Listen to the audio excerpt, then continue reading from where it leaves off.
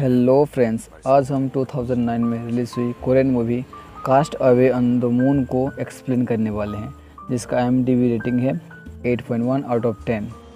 ये कहानी एक ऐसे इंसान की है जो सुसाइड करता है और उसके बाद वो बच जाता है और अपने लाइफ को किस तरह से जीता है और एंजॉय करता है।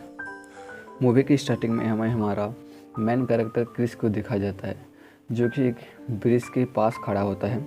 तभी उसके पास एक कंपनी से कॉल आता है और उससे बताया जाता है कि आपके द्वारा लिए हुए पैसे का इंटरेस्ट और भी ज़्यादा बढ़ चुका है और आपका कुल अमाउंट $2,10,300 है। क्या आप कुछ बोलना चाहते हैं?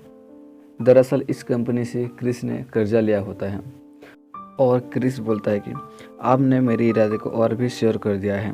उसके बाद वो फ़ोन डिस्कनेक्ट करके नीचे नदी में कूद जाता है और थोड़ी देर के बाद जब उसका आंखें खुलती हैं तब वो अपने आप को उस नदी के किनारे में पाता है। तभी वो शहर की तरफ देख के अपने आप को बहुत ही कोसता है और उसका फ़ोन भी ऑन करने के लिए ट्राई करता है ताकि वो किसी तरह से यहाँ से निकल सके बाहर, लेकिन उसके फ़ोन में पानी जाने की वजह से वो ऑन नहीं होता। तभी वो इधर उधर भागता है और फिर वापस वहीं पे आके रुकता है। तभी उसे एक शिप की आवाज़ आती है, जिसके बाद वो उस तरफ भागने लगता है और एक लड़के को देख के वो हाथ हिलाता है। तभी दूसरी तरफ वो लड़का सोचता है कि ये मुझे हाय बोल रहा है, इसलिए वो भी हाय करके वहाँ से चला जाता है।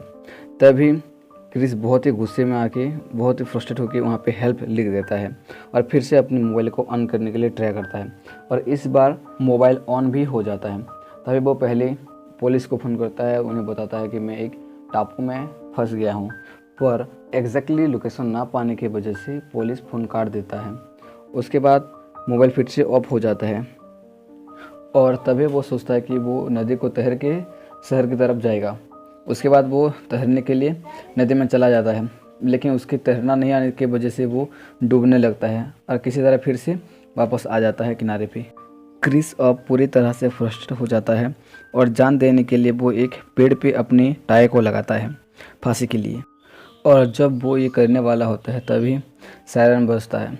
ये सायरन वहाँ पे सिविल डिफेंस के लिए बजाया जाता है और ये साल में 2 ही बार आता है और इसके बजने से शहर में जो जहाँ भी होता है 20 मिनट के लिए रुक जाता है, जिसकी वजह से क्रिस भी रुका हुआ होता है। तभी सीन चेंज होता है और हमारे दूसरे मेन कैरेक्टर सारा को दिखाया जाता है और यहाँ पे हमें पता चलता है सारा अभी 3 साल से घर से बाहर नहीं निकली हुई है और वो सिर्फ साल में 2 ही बार जब सिविल डिफेंस की सायरन बजती है तभी अपनी खिड़कियों को खोलते हैं और बाहर जो पूरे शहर पॉस होता है उसको अपने टेलीस्कोप के जरिए देखती है और अपनी कैमरे में वो पूरे शहर की तस्वीर खींचती है। और तभी उसकी नज़र उस टापू पे पड़ती है जहाँ पे क्रिस ने हेल्प लिखा हुआ होता है और जब वो आसपास देखती है तभी उसे क्रिस दिखाई देता है, जो कि सायरन की वजह से उसी हालत में रुका हुआ होता है। और ये सब देख के रात में सारा को नींद नहीं आती, इसलिए वो फिर से टापू की तरफ अपनी टेलीस्कोप के जरिए देखती है और उसे क्रिस भी दिख जाता है, जो शहर की तरफ देख के उनको गाली दे रहा होता है। रात में क्रिस वहीं पे सो जाता है और जब वो सुबह उठता है तभी उसे भूख लगती है, इसकी वजह से वो मशरूम खा लेता है, इसके परवाह के बगैर कि वो मशरूम जहरीली भी हो सकती है। उसके बाद वो सोचता है कि उसे प्रोटीन की भी ज़रूरत है, इसलिए वो मछली को मारने के लिए पानी में चला जाता है, पर एक मछली का बच्चा भी नहीं पकड़ पाता, इसलिए वो जंगली पक्षियों को पकड़ने के लिए ट्राई करता है और उन्हें भी वो नहीं पकड़ पाता। उसके बाद पेड़ पे चढ़ के पक्षियों के घोंसलों से अंडे निकालने के लिए सोचता है। हालांकि उसे पेड़ चढ़ना नहीं आता, फिर भी वो ऊपर चढ़ने लगता है और जब वो थोड़ी सी ऊपर जाता है उसके ऊपर एक पक्षी टट्टी कर देता है, जिसकी वजह से उसे सिर धोना होगा। वो अपने पास पड़ी एक शैम्पू की बोतल लेके नदी के किनारे जाता है और बाल को धोने लगता है। तभी कुछ ही मिनटों में उसे दिखता है कि बहुत सारी मछलियाँ तैर के नदी के किनारे आ चुके हैं, क्योंकि वो सारे बेहोश हो चुके हैं उस शैम्पू की वजह से, जिसे देख के क्रिस को बहुत खुश होता है और वो आग जला के उनको पकाने के लिए ट्राई करता है।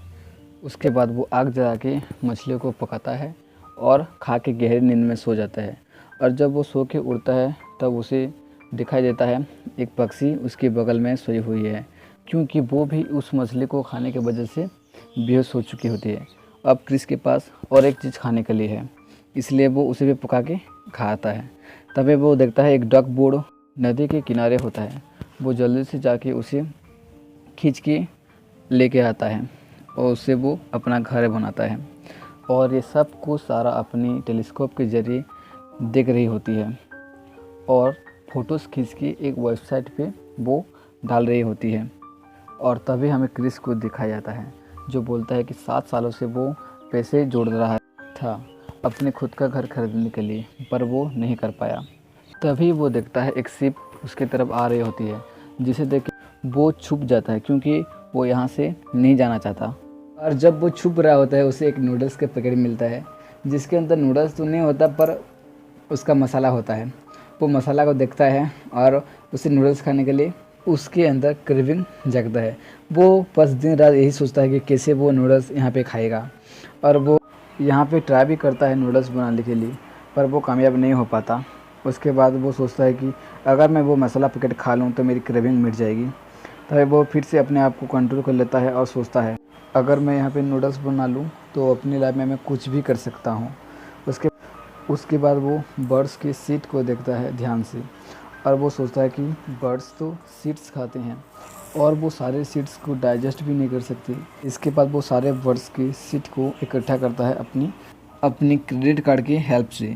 उसके बाद वो सारे सीड्स को अलग करता है, और उसके बाद वो एक अच्छी सी ज़मीन देखता है जहाँ पे वो खेती कर सके।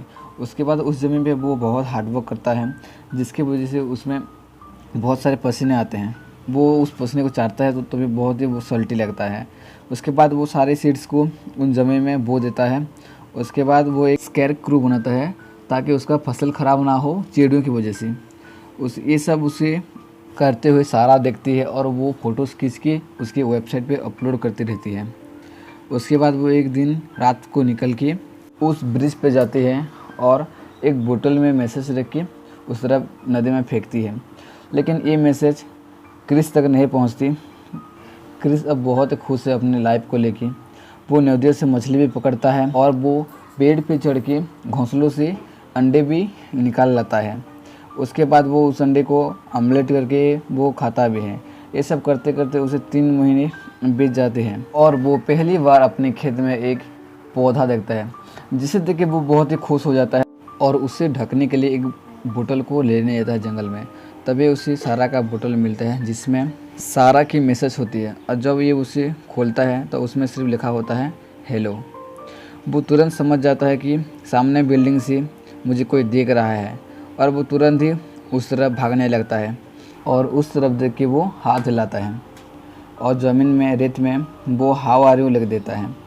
और ये सब जब सारा देखते हैं तो उसे बहुत खुशी होती है, और वो सारा फिर से उसी रात वो उस ब्रिज के पास जाके एक बोतल पे फिर से एक लेटर लेके उस तरफ नदी में फेंक देती है।